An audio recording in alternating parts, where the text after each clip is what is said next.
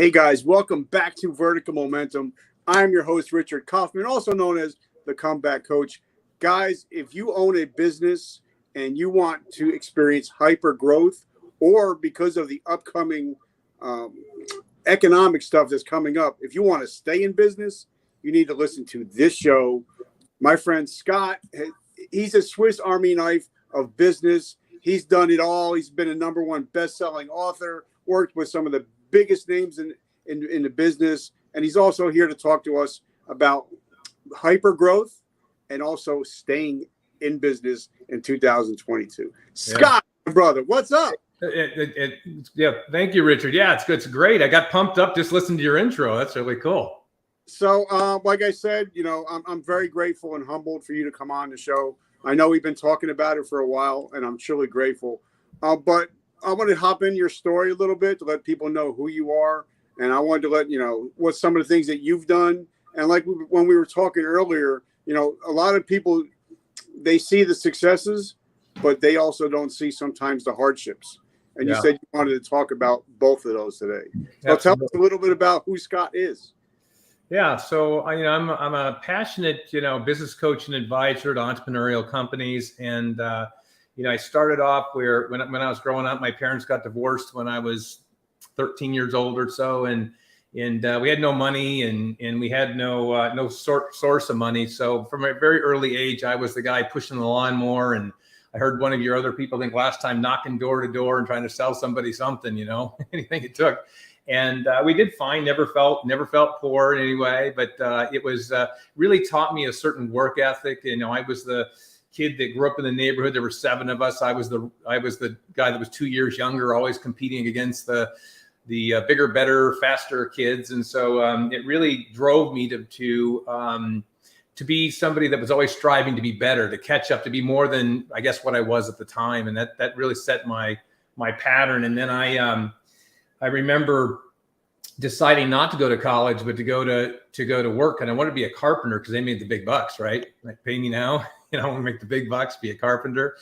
And I did that for about 6 or 7 months. And I came groveling back to my mom and said, hey, I'd kind of like to go to college. And I went to college, and I didn't realize I was smart, but I did pretty well, and had a professor take me under his wings and get me into University of Southern California, and was able to get into the entrepreneur program. And because I didn't want to go there and say, I'm going to work for IBM, 4th floor, desk number 53. You're kind of programmed sometimes at business school.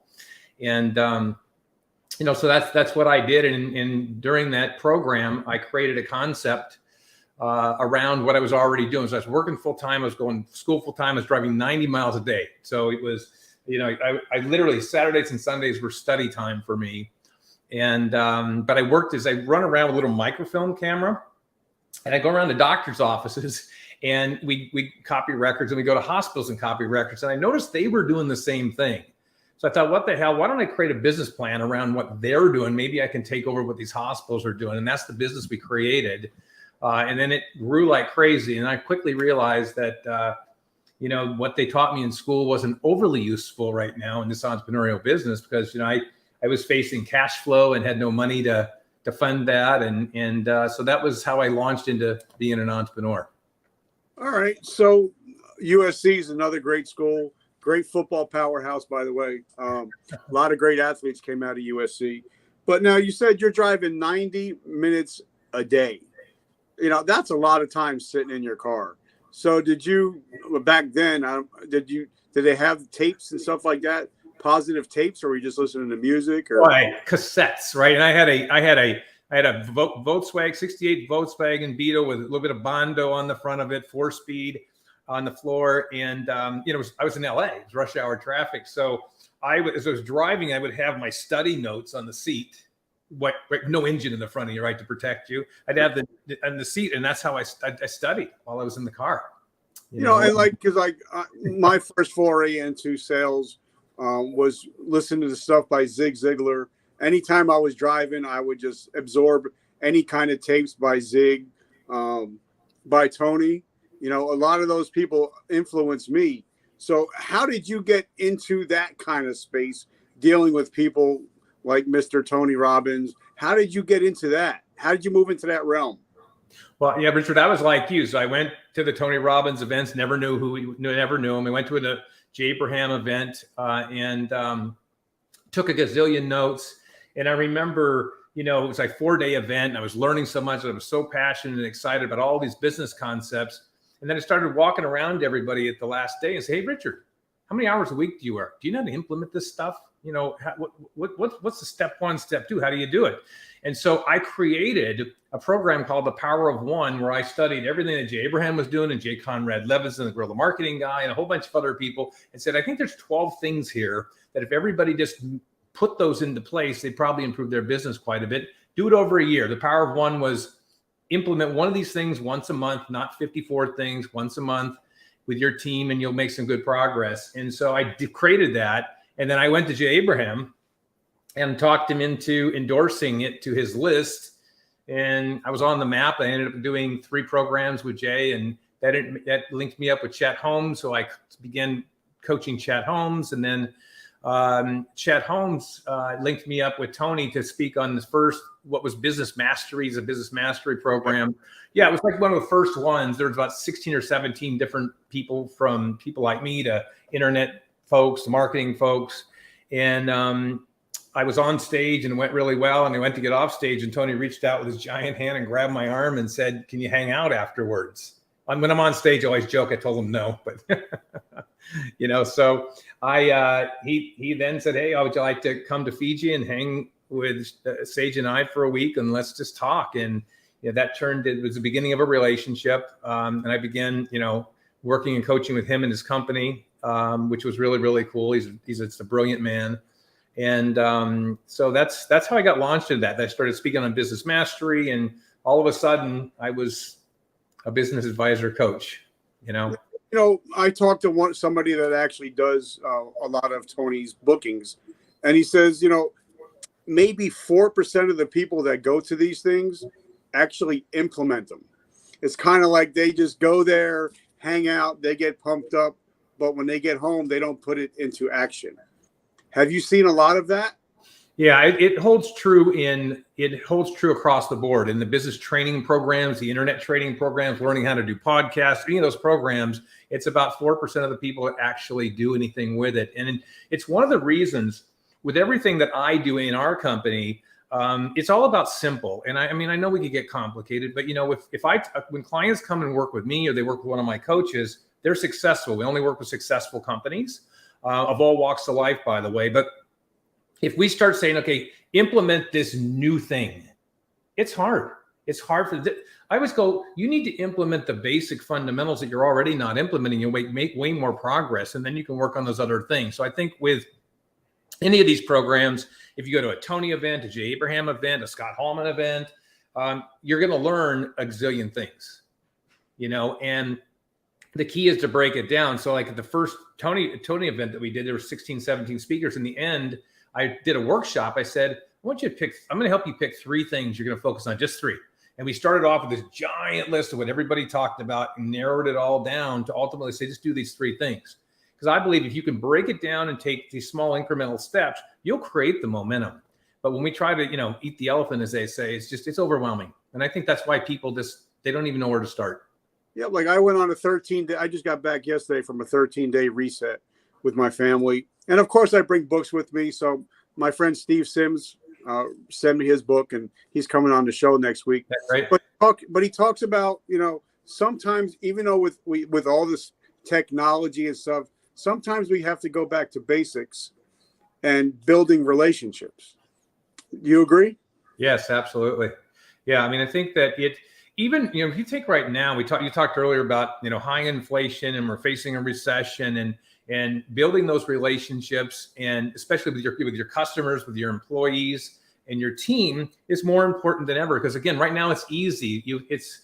I don't want to be disrespectful to anybody that got impacted negatively by COVID, but if you take those people out of the economy, those businesses out of the economy, we've been in the longest boom time, non-recessionary economy in history, with the billions and trillions of dollars pumped into the marketplace. And what I worry about is that people get too comfortable. So, one of them is that relationships. Make sure you have raving fans. Make sure that you're taking care of your employees. You're recognizing them. You're making them feel like you're the place that they want to work at, because, when times get tough, those things matter more than ever, but you got to do them before they get tough. Yep. I forget even who said, I think it was Russell Brunson. Somebody told him that, you have to dig your well before you get thirsty. Yeah. Yeah. And I love it. a lot of people don't think about that. Like, for me to have you on the show, hopefully after today, we can build a generational relationship. And I'm a big relationship guy, but some of the relationships I formed with, like, Meltzer and, people like that, it's because they've built them up over the years. And a lot of people, I think, are just trying to get that one quick business hit and then never see them again. And that's not sustainable. You know what I mean?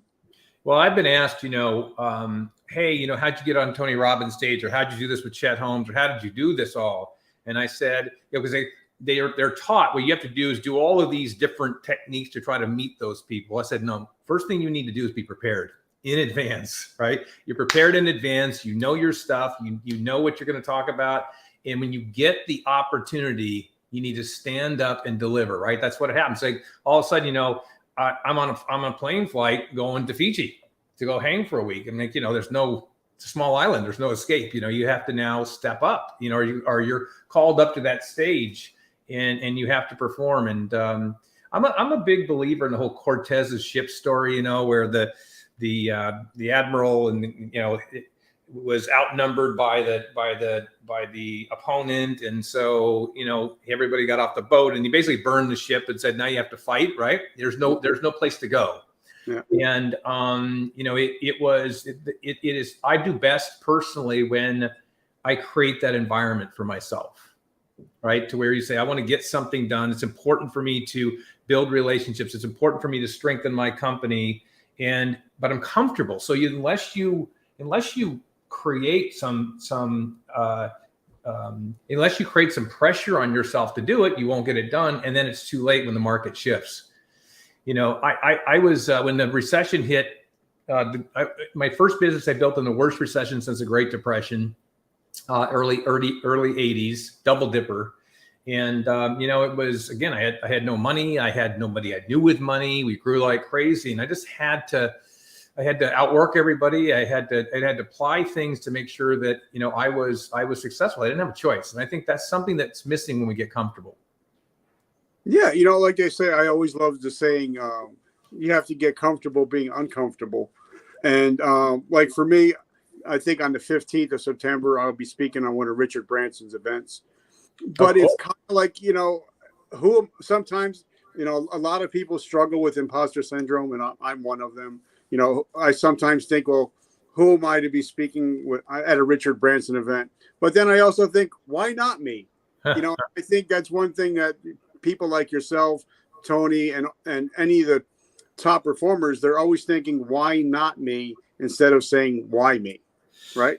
Yeah, it's absolutely true. But I will also say that, I have imposter syndrome too, right? I think it is, I go, who am I? I'm a kid who grew up. I had no money. And, I told you I built my first business, and I sold it and for enough money to be able to retire, but I didn't do it right. And then after that sale, I for the first time ever, I had all these failures, because thinking business is easy. And so, it's like if you play golf, one day you go out and you're just incredible. And then, some other times you go out and you're just completely suck. And, so I still, even now when I take on something new, I have to battle through those same imposter syndrome issues all the time.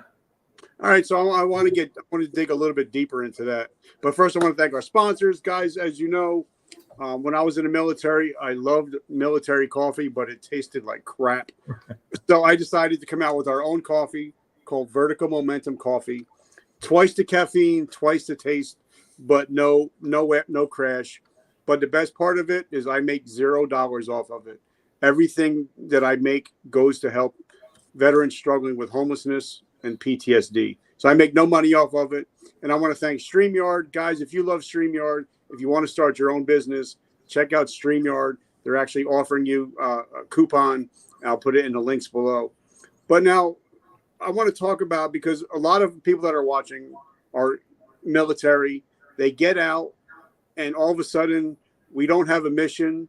We don't have a job. A lot of us don't have money, and we just don't know where to go. And it sounds like when you sold your company, now you're like, now what? What do I do? So what did you do?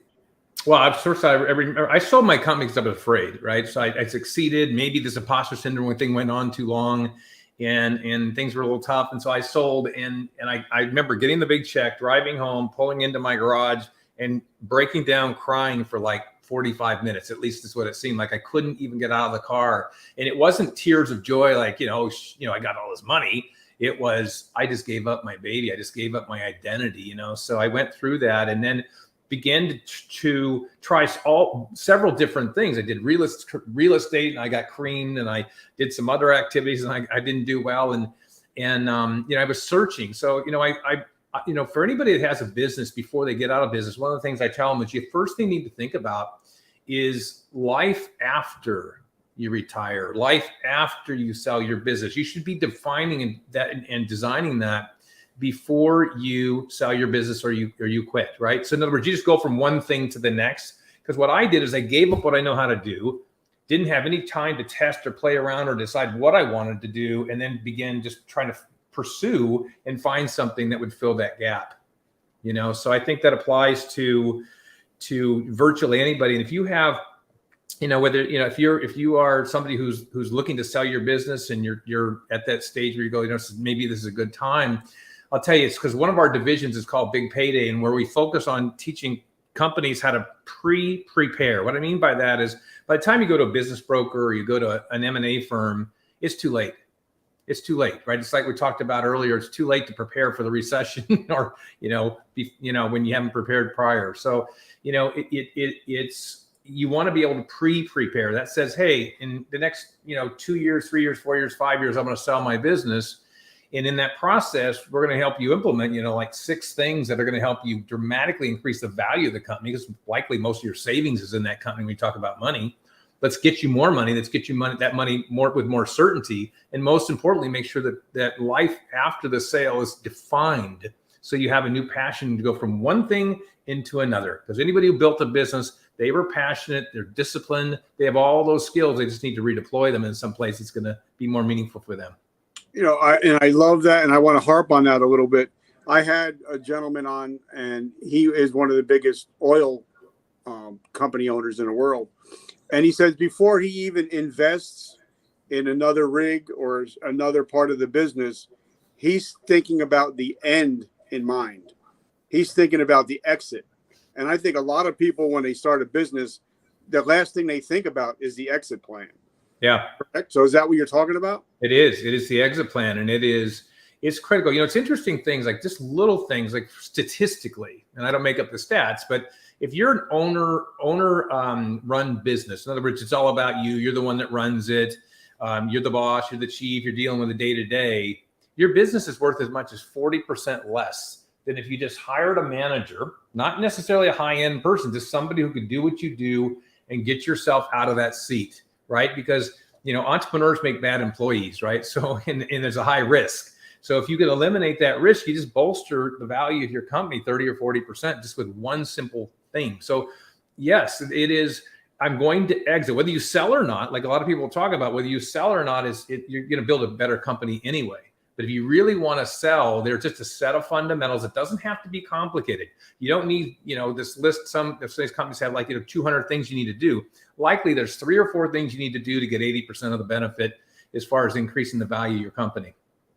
All right. So now let's talk about it, because we're in the beginnings of a recession. But I also see a lot of people that are top performers. They're talking about getting better in the recession. They're talking about moving ahead even further in a recession, and they're not thinking, the negatives in the recession. So talk to us about that, how a person could start thinking about the positives. Like once we went on COVID lockdown, I thought, this is great.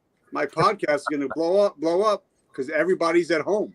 So I kind of took it for the positive, and I'm looking at the positives. So talk about that, the positives and the negatives of a business owner in a recession. Yeah, so it's interesting. It's a great question. So in a recession, there's more opportunity than there is in boom times, right? Because in boom times, everybody's doing well. It's difficult to differentiate. When a recession hits, most businesses bury their head in the sand. They wait for it to go away. They hold on. They stop marketing. They stop advertising. They reduce staff. And all that happens in a recession, Richard, is the pie. My head's over here. The pie gets smaller. That's a bad pie, but here. The pie gets smaller, right? Which means I want a bigger piece of the pie during the recession. So you need to continue your game plan in the recession. You need to continue to be aggressive during the recession, because trust me, your competitors will throttle back or stop doing what they're doing. And that's when you gain market share. That's when you gain even stronger raving fans.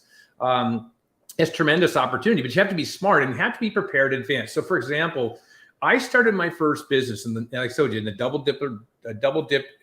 double digit inflation and double dip recession, both at the same time with no money. Nobody taught me you're not supposed to do that. I'm 22 years old. And we grew like crazy. So I learned this whole concept of what I now teach called profit optimization. And it's what I did on Tony's business mastery stage that I taught. And it's all about, I had to eke out every dollar in the business. And it wasn't about cutting every expense to the bone. It was about accelerating growth. So it was, how do I get more leads without spending more money? How do I optimize and get more leads, change my messaging? Once somebody comes to me, how do I take them through my sales funnel, whether it's online or offline, and tweak every step of the way? So ultimately, with this building of these small little incremental improvements, I literally can increase my profitability 50 or 100%. And I've now created a huge advantage over any competitor, especially going into recession. And the cool thing about this is I'm not learning anything new per se. I'm not taking risk in new marketing. I'm just doing what I'm already doing better. And that's one of the key focus items that we teach and we work with clients on, is just start there and you'll create this huge gap between you and competitors. Yep. And that's one reason I love my friend Russell Brunson. He's got the trilogy series in his books, The Expert Secrets. And that's something he talks about. He talks about building those long-term relationships, also building your email list, because a lot of people don't realize, if a lot of people that have businesses on Facebook, if all of a sudden one day Zucks just decides to call it quits and shut her down, your business is gone. But, if you start building your email list, and that's something that you'll own in perpetuity, but a lot of people don't really think about building their email list. You know what I'm trying to say? Yes, absolutely. Yeah.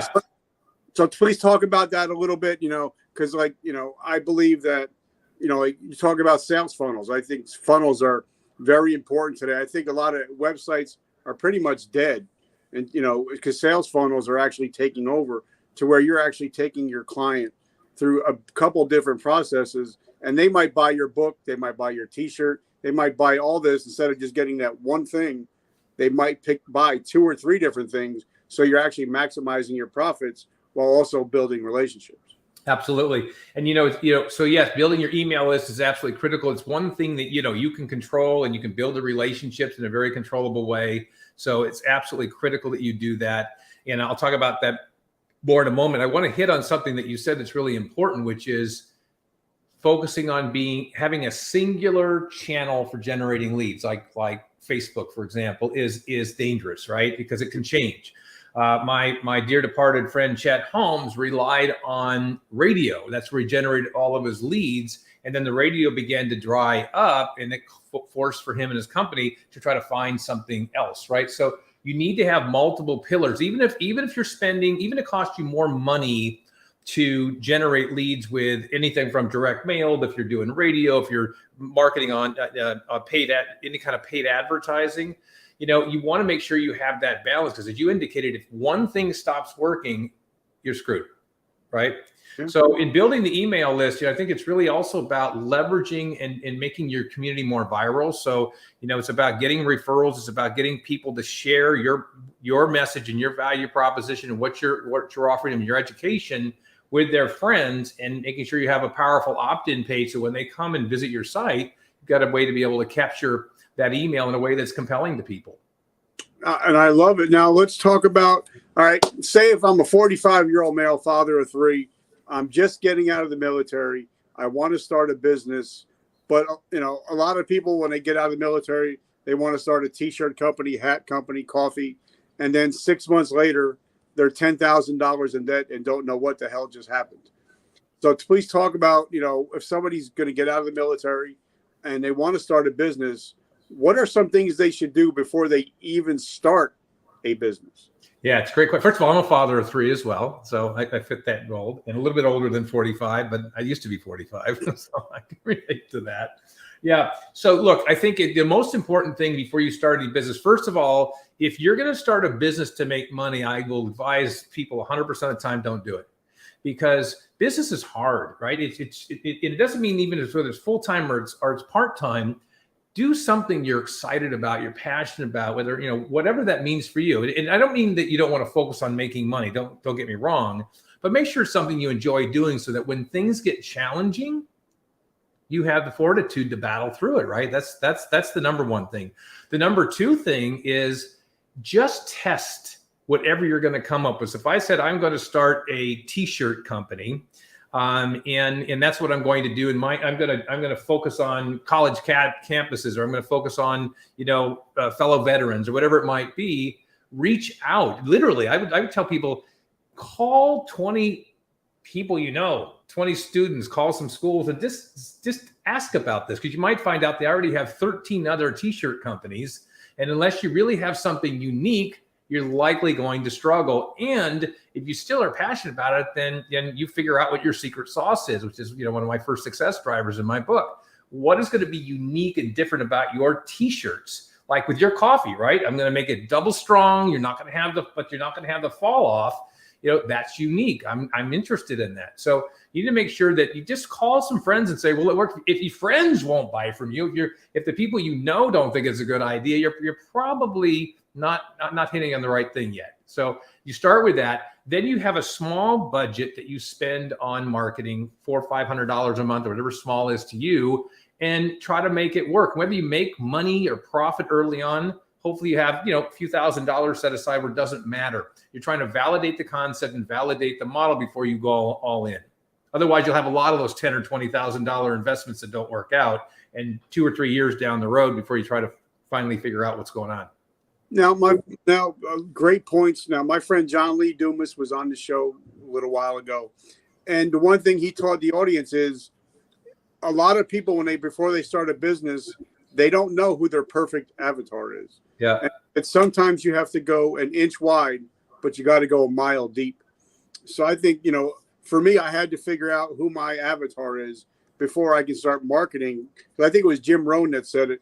If you're marketing to everybody, you're marketing to nobody. Yeah, nobody. Correct? Yeah. Yes, absolutely. So talk to us about what the year 2022 looks like in business going into 23. So, I have been saying for a long time, I don't have a crystal ball. I'm not an economic specialist, but when you have, and I'm not a doomsdayer in any way, shape, or form. I just look at what we're doing right now is in our world is in the amount of debt we've taken on and what's happening with interest rates. And I have to think it's prudent to think that things are going to get a little more challenging than they've been. And so, I believe right now it's really preparing. It's preparing going forward. I think that's what I tell all my clients. When we work with companies, everything is a quarterly focus. We look and say, I would say to you, Richard, if you're a client, I'd say, where do you want to be by 9/30 of 22 in 3 initiatives, not 10 or 11 or 12? And one of those things I would encourage people to do is just start saying, let's just create a game plan that says, what if things get more challenging? What if things change? Where are my opportunities? What do I need to stop doing? And what do I need to be doing more of to prepare? Because I think a lot of it's about preparation right now, Richard. All right. So talk about your book. I love it. I got it on the Kindle version. I've read it twice. Oh, good. It's very easy to read. It's even for a low-tech redneck like me, it's very digestible. So talk about your book and why you wrote it and what it's all about. Yeah, it's a really great question, and I'm glad you got it. I'm glad you enjoyed it. And so it started off, actually, to be quite honest and fully transparent. The guy contacted me, a marketing company, says, hey, just go interview a bunch of people in an industry and they'll feel honored they're interviewed in an industry, and that's how you'll get clients. And I thought, yeah, that doesn't feel so good to me. I said, well, I think I want to do it on this Inc. 500 companies, and I'm gonna take a different approach. So I said I want 12 entrepreneurs in 12 completely different industries, online, offline, 12 completely different industries, and they had to be on the Inc. 500 list 3 times or more, which means it's about sustainability. It's not just I built it, I hit that peak, and then I'm done. I got to keep doing it, right? So, and I go, what are the lessons they learned? And so I quickly scrapped the whole marketing and thing, and I said, I'm going to write a real book. And you'll see the style of it is, I'm interviewing them. As I was interviewing them, the things that kept popping up were these 7 things. And I thought, wow, that's what it takes to create a great company. So I just began asking each one of them what they're doing in each of those areas. And it's just really, really fascinating because, things like, I just mentioned about the secret sauce, and you saw me talk about that a lot in the book, which is, what is your real unique selling proposition? What is it really that you do? And what do you need to do in order to truly be able to identify that? And I talk about the process. And then there's a chapter on each one of these of the 12. And then I have a section where I share my own personal experiences from coaching everybody from myself, from Tony Robbins to Chet Holmes to a gazillion really successful entrepreneurs we maybe never have heard of. And it really took on a life of its own, So I think it's all these things are really relevant right now. The second one is about pivoting. And did we have to pivot in COVID? Yeah, definitely. I had a client that they're known for in-person instruction. Okay, that's their differentiation all over the country. And all of a sudden, there is no in-person instruction. Yeah, and they have to we pivot into doing the same thing they were doing online, and massive pivot, including what they had to do to get their products online, how they had to convince their customers and clients that it's okay to do this online. And what ended up happening is their business grew because everybody couldn't drive and come train and work with them, but now everybody all over the country and the world could do it virtually, right? And this company's valuation from that point forward, and I can't share any more details of it, but went up 3-fold. And so, it's this huge pivot. So we all have to look at how to pivot. By the way, we go into recession, it's about how to pivot, right? It's the same thing. And, so these are really important, making sure you have the right team. So anyway, there's 7, I call them success drivers. I talk about them. I tried to have fun with it. It's an easy read, as you mentioned before. But, I was proud it hit #1 on Amazon Kindle and entrepreneurship and leadership. And so, yeah, that's what it's all about. And so, yeah. All right. So let's talk about something real quick, because when I first started this, my book hit #1 on Amazon Kindle twice in substance abuse. But I took a 12-week class on doing what we're doing now, learning how to put out evergreen products. And a lot of people, they don't want to pivot because they think this whole internet thing is going to go away. Anytime soon. So I think people should start focusing on putting a lot of evergreen products out there, like books on Amazon Kindle, and stuff like that. So talk about that, the new face of business in 2022.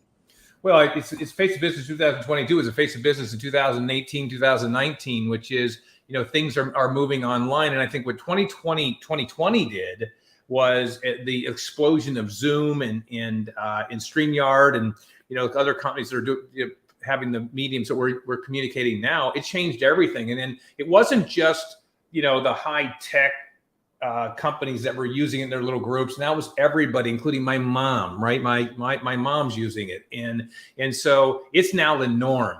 So the ability now to be able to share your programs in a live way like this, to record it and evergreen it, which simply means you're recording it. You can repurpose it forever, right? You can repurpose it forever. I have a program called Speed to Profits. I did it live, and now it's now something that anybody can buy in the world. So it just changes everything. So if you have something you're good at, you're passionate about, and you want to create a product, now's the time to be able to do it. And now it's not even about being professional. I can sit in my office here. You can sit there. We don't have to be all the fancy. I'm on Zoom right now with a nice mic, and you're in business. And so you can just record that and you have your first product. Make it easy. And then make sure that, you can put that into like probably what you went through in your training. Might have done a 6-week program or an 8-week program or 12-week program where you're just teaching your expertise. And you now have the ability to turn that into a product. You can take that product like we do and turn it into coaching going forward. Yeah. Or, if somebody's passionate about it, they can actually, take it where they're doing a program and they're doing something live. So it's there's no time like now. And by the way, it's not going away. And, one thing I think, and I'm a big Dan Locke guy. I love Dan Locke. I love what he talks about is if you're going to start a business, you need to take at least a class or two in copywriting, because it's amazing how important it is to write good copy. And a lot of people don't think about it. And, but that's what's going to, get people to follow you is by the copy that you write, the things that you're putting out, headlines and all that stuff. So can you please touch on a little bit about copy?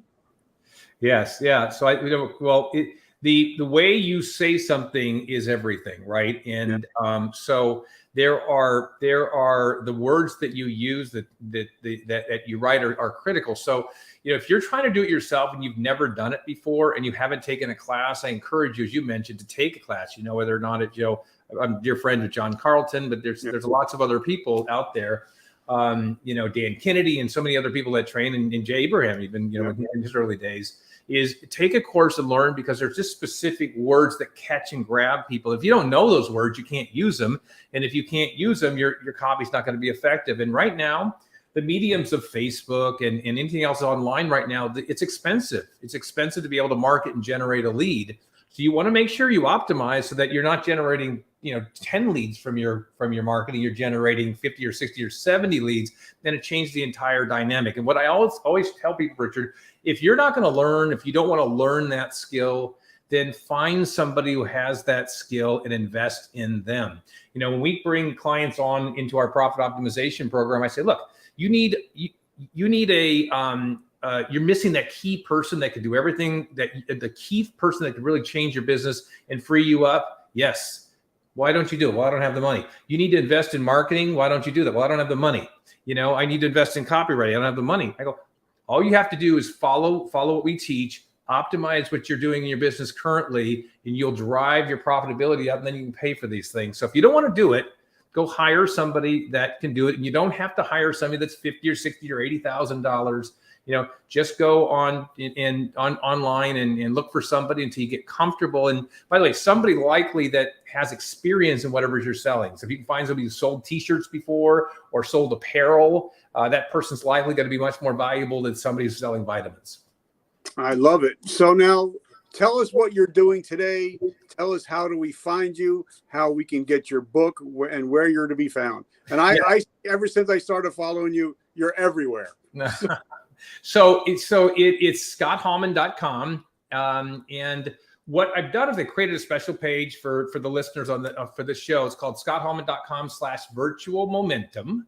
And if you go there, I've created some gifts for you, not anything to sell you on anything, just be able to provide you with more of the distinctions of what I shared. So I have a copy of my book. It will be free to you, digital copy, free copy of the book for all your listeners, so you can get access to the book. And then I also have what's called a profit blueprint. So for any of you that are in business right now, you're thinking of selling your business, you want to optimize and get more money so you can have the money to hire that key person to free you up, or to invest in marketing, or copywriter.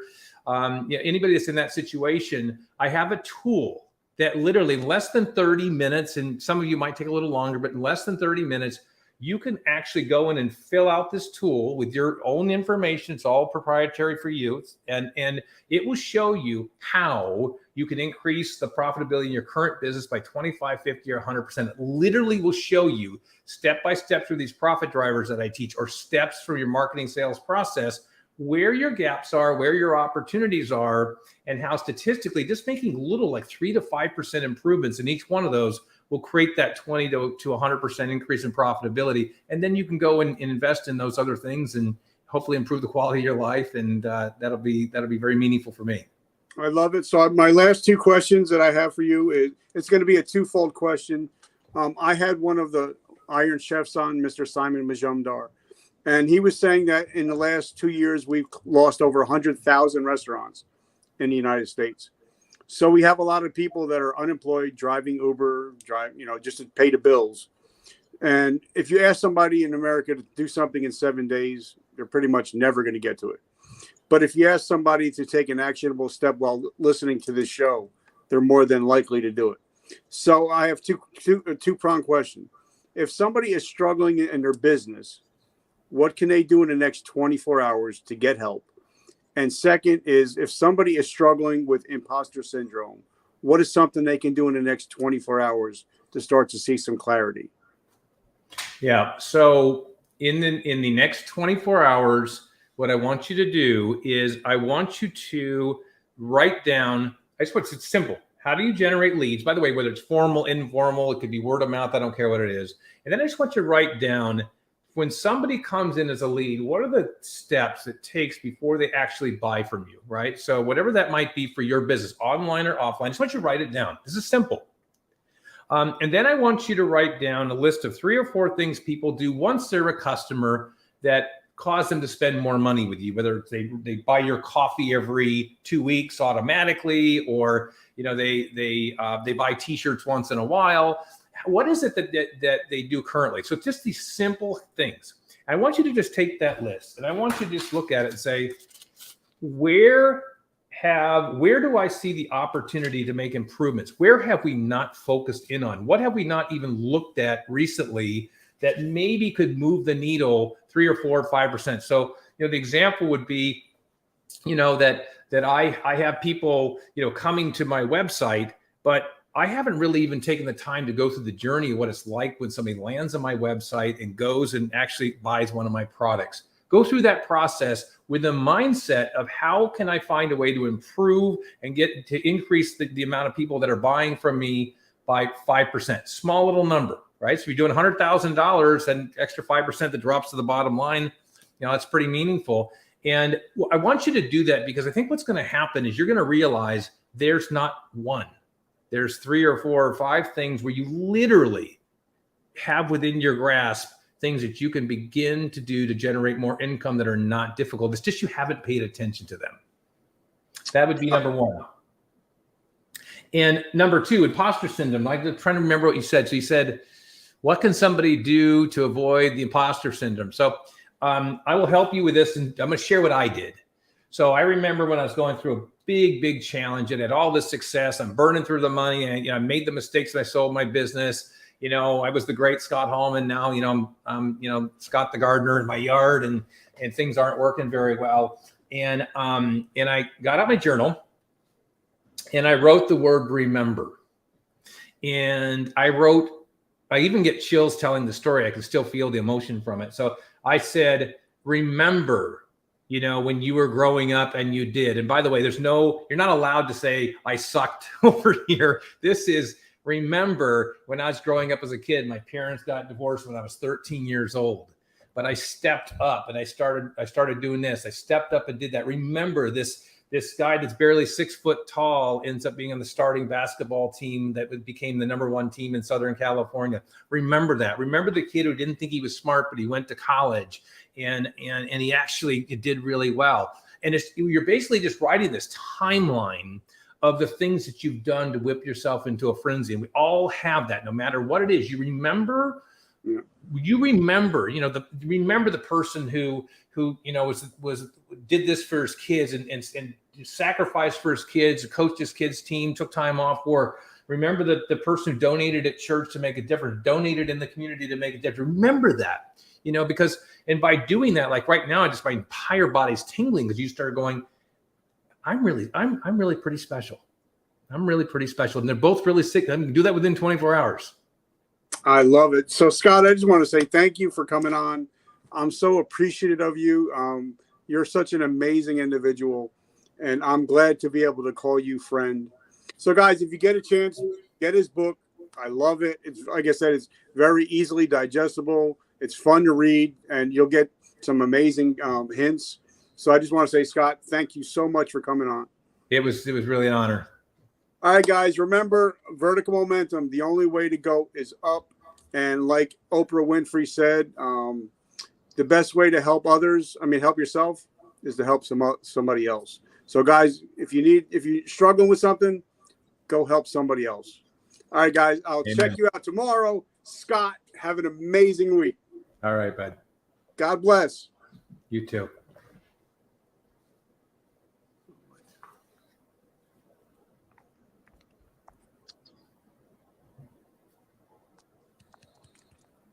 Richard, are you still there? Yeah, I got locked out of here somehow. I saw you all the way until you signed off. So I don't know what happened. All right.